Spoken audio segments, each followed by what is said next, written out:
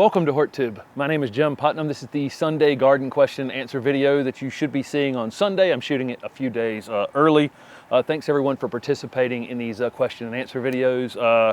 I wrote down about 20, 22, 23 questions, something like that. There were a lot more than that, and there are every week. I try to pick through some that I think are relevant for right now, but if I'm not answering your question, it's not personal in any way. It's just, I get to 22, 23 and figure the video is going to be quite long at that point. So let's see, this past week, I put up a video, the finished wall video with Jeremy. Not a lot of people have watched that video yet, but a lot of people watched the setup video for when we were talking about building the wall. And one other video that I did with him where we just did a tour of some of the spaces in his garden. But the video that went up the other day was him completing some of the big boulder job that we had described in the earlier videos. He'll get some planting done in there, and then I'm going to go back down there and do a tour video with him later in the summer. I'd actually wanted to do it this past week, and he was out of town, so but we'll get that done soon. I put up a video from Plant Delight's nursery or Juniper Level Botanic Garden, just a walkthrough video. While I was there, I actually did a video with Tony that you guys will see on some things that are in flower right now down at Juniper Level Botanic Garden. And they have a couple upcoming open weekends. You will have seen a tour video from here, the July garden checklist video, a how to prep your garden for travel. So a lot of videos this past week, and I shot some really cool ones too that you guys are going to see. I have a tour video coming up with a very sloped shade garden up in North Raleigh, and one of the owners is on the video with me, and she's absolutely fantastic. I think you guys will love that video. I'm going to be doing some more video work up there. Oh my gosh, that place is fantastic. And then I have a bonsai video coming up, and but not just any bonsai video, a guy that's really high level, super high level bonsai work. It's just incredible detailed plants. You'll see plants that are 30 plus years old that he's been working on, so that one should be fun as well. That one's a little bit out in the future, probably before I get it edited, and a lot of other things, and then some travel things coming up as well that I've already talked about. A few of you did guess correctly the YouTuber that I am visiting with in a week and a half, but I'm still not going to tell you who it is. Again, follow me over on Instagram. I did pick up a lot of followers on Instagram this week, so I'm assuming that a lot of you went over there and did that, and that's the best place to follow me, follow along, because the videos often trail what I'm doing at any given time by a week or two. So anyway, let's get to some questions from last week's video.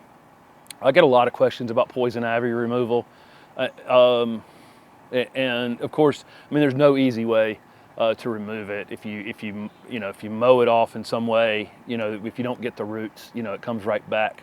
It's a pretty sturdy plant. So the way I've always gone about it is I've put on boots, and I've put on long pants, and I've put on high socks, and I've just chopped it off below the ground with a shovel. So just at an angle, chopped it off with a shovel, or I've sprayed it. I mean, those are the two things. You either physically remove it or you spray it. Maybe if it was mowed to the ground, or if it was close to the ground, you could cover it in cardboard and give it some time. But those kind of woody vines may survive that kind of thing for quite a period of time. So, I mean, again, I guess there's smothering, chopping, and the one thing you need to know, though, is if you do get in it with boots and long pants and gloves and all those kinds of things, the oils actually remain on things for a long time. You have to use some sort of detergent to break that oil down. So, like, I had a friend I don't have that much of a reaction to it. I've been in it all my life, and I get a little spot here or there, but I've never had any kind of major outbreak of poison ivy, and I've been in it all my life. So I'm lucky that way. Some people look at it, basically, a very small amount of that oil, will break them out very badly. But I had a friend who had done some work in poison ivy, put the gloves on a shelf, and months later put the gloves back on, and then touched himself and got a very bad outbreak of poison ivy. So keep that in mind. Anything that comes in contact with it, you need to make sure you use detergent on it and break that oil down. Otherwise, it just stays. You can get it later from washing your clothes or handling boots those kinds of things. But I've always just gone out there and taken my skinny little trenching shovel and just chopped it off right below the ground and let it lay where it is. If you are going to spray it, this was recommended to me a long time ago, and I found it to be accurate because I've tried it. As it's going dormant in the fall, right as it's starting to go dormant, Poison Ivy gets the best fall color. I mean, it just turns this beautiful, vibrant red. I've put that picture on Instagram before. I've talked about how beautiful the fall color is on Poison Ivy, and it does. As it starts to slow down and go dormant in the fall, it actually, like any other plant, takes its sugars down into its roots and stores them for the winter, and that's that color change you're seeing in the leaves. That you can spray it in the early fall, and it will actually does a better job of killing it if you are going to spray it with some sort of herbicide. Okay, but again, there's no great answers for it, and it does produce a lot of seed. So getting it, the faster you're getting it out, the less likely it is to continue to seed itself. So hopefully you can reduce the population in time that way. Okay, somebody asked how to prevent or treat urine damage from a dog on plants. Well, there's no way to prevent it or treat it. You know, there are plants that are very, very sensitive to it. That video, that part 4 of that landscape rehab video that I put up 2 weeks ago, there was a lot of conversation about dogs in that video. And the 5th part of that video I haven't put up yet, also same thing. But I put plants that were salt tolerant, which are also urine tolerant, in the key places because she has a male dog that's going to definitely go out there and pee. And so if you put an arborvitae of some kind, thuja, on a corner, and that's the place your dogs are going to pee, it's going to have a big dead spot in it because they're ultra sensitive to male urine, dog urine, probably female as well. Just the female's not lifting her leg on it. So just keep that in mind. You need to look up salt tolerant plants and then put them in the key locations that your dog comes out and fires away. You know, typically the point in the bed someplace on the corner is where they're always going to target. I did jobs for several apartment complexes back when I was as a full-time landscaper before I ever started my nursery. And it was a huge concern because some apartment buildings have more dogs than people.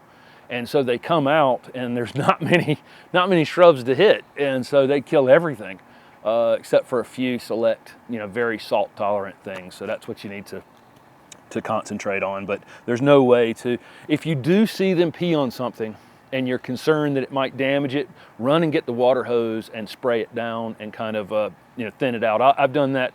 Holly will squat on these. I'm not worried about this grass in the backyard. If you're seeing the videos and it's weedy, it's because I'm not maintaining it at this point. I'm going to, it's still a lot of zoysia in here. It's just I'm going to convert it to a patio. The grass out in the front though looks fantastic.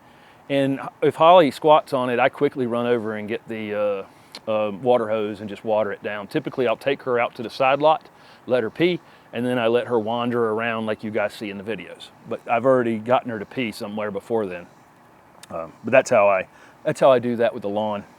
The zoysia is super sensitive to it. Some grasses aren't, and some grasses are. I've seen Bermuda grass, that I know dogs are peeing on constantly out in road areas, and I see very little damage on it. A little here and there, but not much. This zoysia, one time she'll make, kill a spot in it. Okay, somebody has a tree that's staked and it's leaning above the stake. So the stake just wasn't tall enough. They wanted to know if it would correct itself. No, it probably will not correct itself. I don't know why it's leaning, if it's leaning towards sun or, whatever, or just who knows.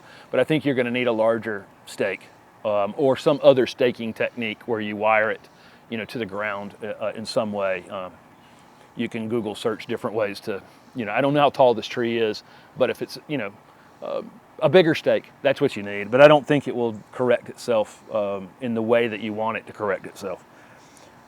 Okay, somebody had a container that they put, I don't remember what it was they put in a container, but they fertilized it, and they had a combination of compost and topsoil. And then they use 10-10-10 as well because somebody told them to use 10-10-10. There are slow release 10-10-10s now, but back when I started in this business, if you got 10-10-10, that was just something that you threw it out and it started working immediately. There are controlled release 10-10-10s now, so I don't know if that's what you have or not. But They burnt some plants with it. Yeah, that's definitely probably too much fertilizer for a lot of things, depending on how fast releasing it was, how much you applied. It's also hard to do the math if you buy a 50-pound bag of 10-10-10, which may have lawn instructions for it, and you're trying to convert that down to how much goes into an 18-inch container. It'd probably be pretty easy to overdo it. So if you're going to use a non-organic in your containers, I would use something like Osmocote, which is slower releasing. There's a question coming up that includes Osmocote in just a minute, but it's a more controlled release fertilizer that for your containers. Again, I just use some organic fertilizer, and that compost you put in there probably goes a long way to feeding them as well. Let's see. So that was a long, somebody wrote a fairly long question because they have a sloped, shady area, and they've failed with a lot of different plants. I'm sure it's dry. Dry shade is difficult. You add a little bit of a slope to that, and it can really be hard to get plants. It can really be hard to establish plants in that. That's the kind of space that I'm going to add a lot of organic material to. I would like to cover something like that in wood chips or leaves, like a lot of leaves one time, and see if I can actually change that soil somewhat. But that video is going to be super helpful to you to see what you can actually do on a steep slope. And we talked about how she planted on the steep slope, using some stones or some logs down below the plants to kind of keep the soil from washing away around them. But that's in that video that's coming up. I think maybe I'll have that video up Tuesday, possibly Monday, as you're watching this on Sunday. It'll be up by Wednesday regardless. But that video with the shade garden that I just talked about up in North Raleigh, I think will be helpful to you. Somebody asked if adding mycorrhizal fungi like biotone is necessary. I've answered this in the past. I don't think so. And if you use something like plant tone, it has biotone in it. If you'll look at the package of plant tone or holly tone or rose tone, they all say they contain biotone in them anyway. I don't watch gardening videos. I do watch a lot of YouTube, a whole lot of YouTube, but I tend to not watch the thing that I do all the time when I'm on there. But I saw somebody one day, using biotone and plant tone or something like that in the same video. I think it's definitely overkill. Like I say, the plant tone has biotone in it. But the question just came down to whether you need to add mycorrhizal fungi. I have not out here other than throwing out that plant tone. I don't think it's necessary. I think it's in the soil. It's in the air. It will get where it needs to be. Plant your plants, improve your soil, plant your plants. The rest of that stuff will all take care of itself. You don't need to think about adding all those kinds of things. Again, there's so much selling going on in this business, and really at the end of the day, if you got yourself some free wood chips to start a garden and put them down and waited some period of time, you could kind of shortcut all the things people are trying to sell you. Okay, and just get started, and don't worry too much about it kind of gets blurry when you go into some place that's trying to sell you a lot of stuff. You don't need a lot of stuff. Get the ground covered with organic material and start planting. I promise you the rest of it will take care of itself. I fertilize once a year almost to tell you how little I fertilize. I mean, literally, it's almost a video to tell people how little I fertilize in a year, as much as it is me fertilizing. Anyway, let's see. Somebody had their impatiens and their hydrangea flowers are turning white. And I don't know where you are, but both of those, if you're pretty far south, both of those are going to need quite a bit of shade, potentially, or be in the shade by, 2, 3 o'clock in the afternoon. So I'm wondering if they're just bleaching from the sun. I've seen that on hydrangeas. I've seen it on impatiens both. So could be something else. But my guess is if you're seeing the flowers kind of almost fade to white, that's probably some sort of sun scald that's happening on them, and they may be in a little more sun than they want to be in, or again, you could be so far south that they're literally just cooking. So that's my guess. I read questions and I'm guessing.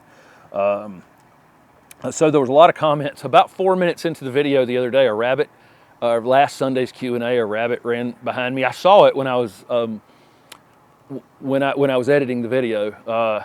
I don't edit these videos really, but when I watched it through, I didn't say anything. I just figured people would notice it, and people did notice it. And then I always get a lot of comments. They're like, there are rats in the yard or something. You're seeing chipmunks. You're not seeing rats. I got no rats out here. Rats or mice or whatever. I get all kinds of guesses, but there are chipmunks out here. They're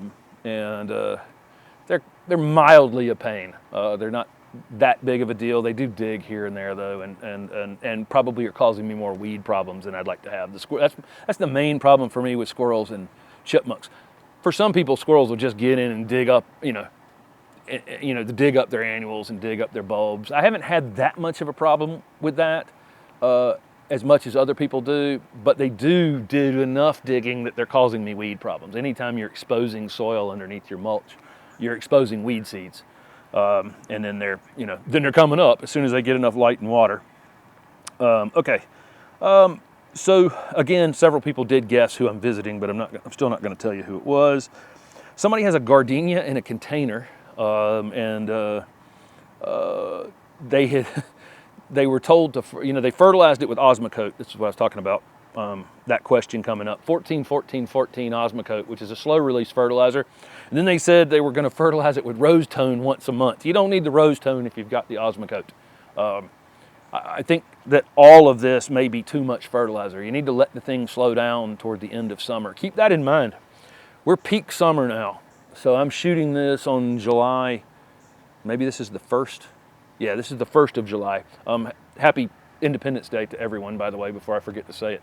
I wrote it down to say it. It was right at the top, so I've already missed it. Happy Independence Day. If on Monday, it'll be Monday after you watch this video. When we get to a certain point in the summer, we pass this tipping point where some things are going to grow a little more, but they're really going to start to slow down. The days are going to start to get shorter. We don't want to be pushing plants right into the fall. So keep that in mind. Whatever fertilizing you've already done on it with Osmocote, that's all I would do.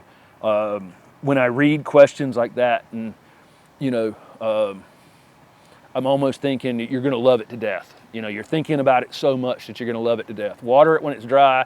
That fertilizer you've already done is plenty adequate. Don't worry about it. Somebody has 2 Miss Huff Lantanas that they bought in 1-gallon containers last year, and they still haven't leafed out. I think it was over in the Charlotte area, so similar zone to mine. They are likely dead if it's almost July here and you haven't seen any growth in them. I have seen Lantana come out super late, and I mean really, really late. But this would be beyond anything I would have ever seen it come out as. I think you'd have been better off putting them in the ground, even though that's counterintuitive, to what I've said about putting marginal plants in the fall. If they were in 1-gallon containers and they didn't get protected through the winter, something in a container above the ground, you're subtracting at least one zone, possibly 2. So let's say you're in horticultural zone 7B in Charlotte, maybe even 8A.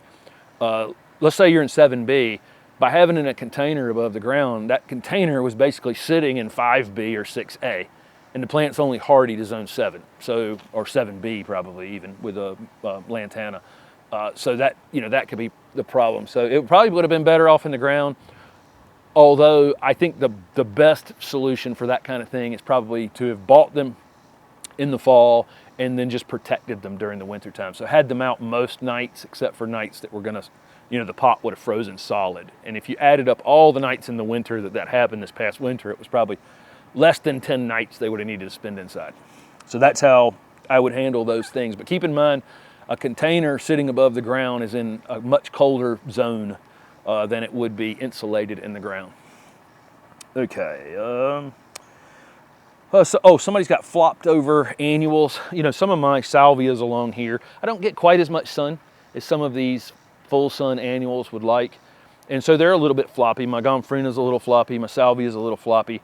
I just prune them occasionally, and that does an adequate job keeping them upright. You can stake things if you want to stake things, but I think just cutting off a third of them occasionally, about a third of the plant off occasionally, is totally adequate for thickening them up and keeping so much of the flopping. But mine flop as well, but I just don't think it's that big of a deal. I cut about a third off of them and they start to grow the other way a bit. That's all. I get lots of questions about cedar apple rust. and I just don't know that much about it. You know, I mean, I've read about it all my life. I've seen it many, many times. But I mean, what is the solution? You either get rid of the fruit trees or you get rid of the cedar, or you get rid of the junipers. You know, this is a disease that gets passed back and forth from things in the Prunus genus, which are apple trees and cherry trees, that kind of thing. Plums, peaches. Is it peaches? I don't know. Yeah, probably peaches as well. And it transfers back and forth. You know, people have all kinds of home remedies and things, but you know, at the end of the day, it's about separating those plants. And then I get the question, should they cut down the junipers? And I don't know if they're, you know, native. Oh, what they actually told me they were Skyrocket junipers. And Skyrocket, the species on Skyrocket that's a western juniper. So it is a native to North America, but it's out west. Are Junipers virginiana, which we call eastern red cedar. It's not a cedar, but it's a juniper. It also, you know, most junipers, you know, go back and forth with it. If you ask me if I would cut down the apple tree that, or the junipers, or the apple tree that was probably going to give me 4, you know, hard apples every year, I'd probably take the apple tree down. So, you know, which one would I take down? I'd probably take, I'd probably take the apple tree down if the junipers were somewhere where they were helping screen or something like that. But that's up to you. But at the end of the day, do you go into a spray pattern? You know, somebody down below is going to tell me, oh yeah, all you got to do is spray it with this. Well, then you're permanently spraying it with that. And I don't want to do that. It's just not a pattern that I want to fall into. One of them has to go. Let's see. Somebody asked me about laying new sod, the prep for laying new sod. So they've got grass they want to kill. When I put the sod in back here and up front, there is a video for that. So you can search that on my channel about how to sod a new space. I've only tilled out here like twice since I've been in here for, you know, what, 2.5 years now. I tilled the vegetable garden the first time. Haven't tilled it since. That's a no-till garden now. But the first time I did want to incorporate some things down deeper into the soil, really start getting it to wake up, jump start it basically. But since then I haven't tilled it, and I tilled for the sod. So the way I got the grass out of here was I tilled it. You can cover, if you're trying to kill the old grass, you can cover it in clear plastic on one of these 95-degree days. That does a pretty good job of killing a lot of it. You can scalp it right down to the lowest setting your mower will go on the hottest day of the year. So 98 degrees, dry outside, just scalp it to the ground. That'll kill a lot of it too. So there's some techniques like that that you can use. But at the end of the day, I'm probably going to till a space that I'm going to sod initially. I'm going to get some compost worked into it. You know, take advantage of that and get some compost worked into it. And that way I also get to level the area. You know, this is a perfectly flat space. Again, I'm converting this to a brick patio in the future, but it's perfect. I mean, because I was able to till it, because I was able to rake it, because I went and got a sod roller. I rented a sod roller and rolled it. That's in the video as well. It's perfectly flat. So it's going to also be easy for me when I do my patio, because it's flat and ready for that. Flat and ready for that. Okay, let's see. I got a bunch of questions about from the Pacific Northwest over the last few weeks about the record rainfalls out in the Northwest this spring. While we've been so dry and then so hot, spring and summer. We weren't hot here until June, and then we got super, super hot, but we went into June super, super dry. They've been flooding basically out in the Pacific Northwest. And I have had a lot of questions about root rot. And so, yes, if you're seeing plants decline in those kinds of rains that you guys had in the Pacific Northwest this spring, it is likely root rot. If you're trying to identify whether something's alive or not, you can bend the stems and see if they're pliable, if they don't break. And then you can scratch the stem on anything and see if it's still green underneath. But most things that defoliate from being overwatered probably have lost a lot of roots and, are less likely to come back than something that had gotten hit by drought and had lost a lot of leaves because of that. Not the news people want. Let's see, somebody has an orange rocket barberry that's flopping over. That's a very fastigiate barberry. meaning it grows very upright. It is a sterile cultivar. Before you tell me barberries are, anytime I will say the word barberry, I get the, they're noxious weeds. But this one's sterile as far as anybody knows. Thus far, it's been sterile. That one I've got in a container over there, and you guys will see it in a home tour here in the next week as part of that tour. It does stretch and it occasionally needs to be top pruned for me because I got it in a little bit of shade. If I had it in a little more sun, I think it would be more rigidly upright. This is the week of me consolidating some questions that I see from different areas of the country, and I frequently get questions from Houston, which is a giant city. Where they get rainfall, and so they can grow some things there, but it is terribly hot. I would consider almost any ornamental, if it's zone 7 to 9 ornamental plant, and let's lower petalums, azaleas, gardenias, I don't care what it is. If it comes to you with a full sun tag on it, I wouldn't believe it if I was in Houston, Texas. I think it's a part shade plant for you, okay? And part shade plants, like something like a Camellia sasanqua, I'm probably going to move it into even a bit more shade than I would put it in here in Raleigh, North Carolina. That's the way I would treat almost every tag, unless it's a native to the south, to the southeast part of Texas. If it is, then great, it's probably fine in the full sun. I just don't think there's, so I would probably lean on natives if I'm planting full sun areas in Houston. Things that actually just grow in that area.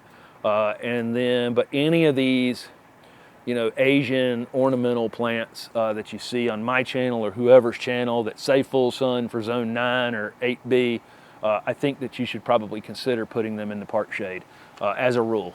And that's probably not everything, but most things, because I read tons and tons of problems with these, ornamentals that you see, again, on my channel and anybody else's. And again, they're for zone 7 to 9. It's very hot there, and I think it just does. It cooks them when you have them in the full sun. It's literally cooking them. So again, lean on natives for your full sun spaces and use some of these interesting Asian sterile cultivars, non-noxious weeds, or non-seedy things in those part shade spaces. Okay. Somebody has a salvia that's not blooming, and this is another one of those Texas, I think it was another Texas question, but it's been 100 for a long period of time. I would imagine as your heat backs off. If a salvia is growing, somewhere at the end of that new growth, it's going to flower. So ours were kind of slow to get started this year, and my butterfly bushes have all been slow to get started this year because we were actually just kind of cool in the spring. We had a really cold event back in March that kind of stunted them a bit. So mine's done it for that reason, but consistent 100-degree days can make plants go into a kind of a semi-dormancy. So that's probably where they are. They're just sitting there kind of frozen, waiting, for conditions to improve. So I would expect them to flower at some point. Somebody asked if I would do kind of a grow along on a lot of the annuals that I have out here, meaning that I would tell you in the fall what seeds I'm going to have, and then you can get them, and then I'll tell you when I'm putting them in and that kind of thing. Yeah, that's I usually do some sort of the seeds I'm going to be using. I'll do that video earlier this year in the fall so you guys can see it. And then those videos I tend to shoot, and that morning they go up. The days I'm putting those seeds in. Those videos I'm not holding typically because they're generally pretty easy to edit, and they're shot right here at the house. So yeah, I'd be happy if people were following along with the vegetable planting and the annuals, all the annual seeding that I'm going to do. I'm also going to be collecting seed out here too this fall, and you guys will see that. So a lot of the seeding I'm going to do is from seed from the things that are in this landscape or neighbors or something like that. Then I got a question. Somebody had a swimming pool next to them bust, and the water, they're downhill from their neighbor, had about 10,000 gallons of chlorinated water come through their yard. I'm assuming if it was going to do any damage, you would have seen it already. Chlorine, in a swimming pool water like that can kill a tree. I mean, it can kill, quite a few things. It probably depends on where they were in the process of their chlorine, adding chlorine to it. It does evaporate. You can take your chlorinated city water and just put it in a bucket and you know, the next day use it because the chlorine evaporates, you know, or evaporates out of the water. So it probably depends also, you know, where they were in the process of, you know, putting chlorine tablets or however they were doing it.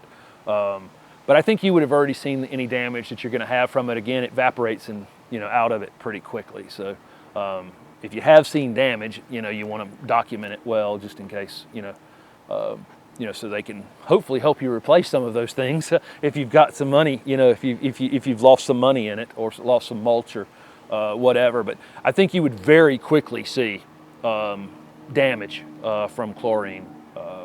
And again, that diluted in 10,000 gallons, depending on when they had applied the chlorine, would have a lot to do with that. Okay. Somebody asked me about adding a little bit of clay to their containers. Yes, very beneficial.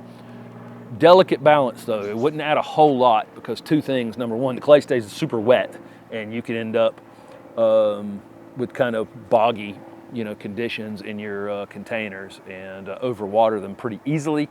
And the other thing is it adds a ton of weight. So definitely don't add a whole lot of clay to a container that you have to occasionally move, or it's one that goes in and out of the house, that kind of thing, because you can add a tremendous amount of weight. We used to get 3-gallon boxwoods from the mountains that were field grown, and they were field grown in clay, and they just take the clay and put it into the containers. And 3 gallons of clay, it weighs a ton. I mean, it's just amazing how heavy those containers were. So yes, a small amount of clay is great. It has all the minerals that these plants need, and you can probably buy clay, you know, in bags, you know, to add to containers like that as well. So I don't know how many that was, 21, 22 questions along the way there. So thank you guys for participating. I do not know if I'm going to have time to put up a question and answer video this next Sunday. Do ask questions down below. If I don't get it up next Sunday, don't be surprised if there's a question and answer video that goes up on a different day. It'll be based on whatever time I have available to shoot one and put it up. But thank you guys again for participating. And again, follow me over on Instagram so you can see where I'm heading out on the road. Thanks for watching.